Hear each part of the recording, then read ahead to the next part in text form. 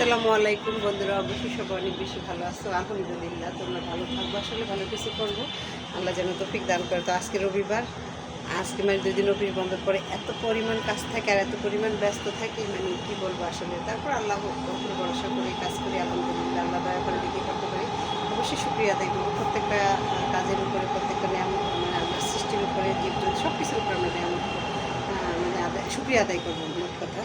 তো হয়তো দেখো বন্ধুরা, সালামের ব্যাপারে বলি যে আমরা প্রত্যেকটা আমাদের আমাদের নবী করিম সাল্লাল্লাহু আলাইহি ওয়াসাল্লাম ছোটো থেকে বড় সবাইকে সালাম দিছে।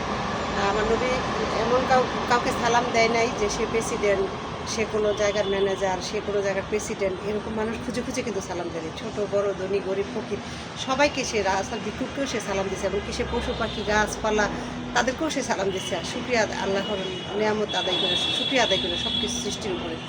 তো এখন আমরা দেখতেছি আসলে যে যেটা আমাদের সাথে হয়, তোমরা সবাই হয়তো বা কম বেশি এরকম কিছুর সাথে অভ্যস্ত হয়েছে, যে অনেক মানুষ আছে একটা ফ্ল্যাটের মালিক, সাধারণত সে একটা ফ্ল্যাটের মালিক।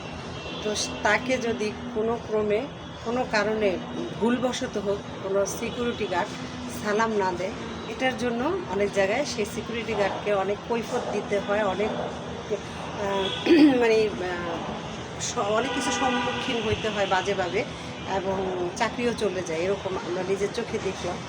তো আসলে আমি ভাববো, সালামটা কিন্তু আমি জোর করে কারো কাছ থেকে, সম্মান, সালাম এবং ভালোবাসা এগুলো কিন্তু জোর করে আমরা কারো কাছ থেকে নিব না, নেওয়া যায়ও না, কিন্তু এটা আমার কর্মের উপরে, এটা আমার ভদ্রতার উপরে, এটা আমার বিহেভিয়ার উপরে কিন্তু এটা মানে প্রযোজ্য, যে কে আমাকে সালাম দিবে, কে আমাকে সম্মান করবে।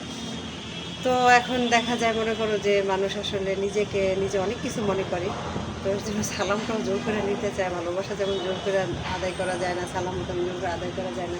আসলে গরিব মানুষ, আমরা যারা সাধারণ মানুষ, সমাজের সাধারণ যারা, আর যারা সমাজে উচ্চবিত্ত মানুষ, তাদেরকে আমরা সম্মান করি অনেক সময়। তারা যখন আমাদেরকে ভালোবাসে, আমাদের পাশে থাকে, আমাদেরকে সেভাবে দেখে, তখন আমরা তাদেরকে ভালোবাসবো। আমরা বলতে না, প্রত্যেকটা জায়গারই এরকম সিচুয়েশন, এটা হয়ে যায় পরিস্থিতিতে। তো এরকম আর কি দেখলাম আজকে, এরকম একটা কাহিনী হলো, আসলে খুব খারাপ লাগলো।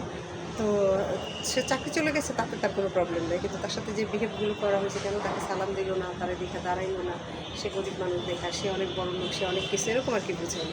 তো আসলে বন্ধুরা, এই ভেদাভেদগুলি আমরা সৃষ্টি করি, আল্লাহ করে না।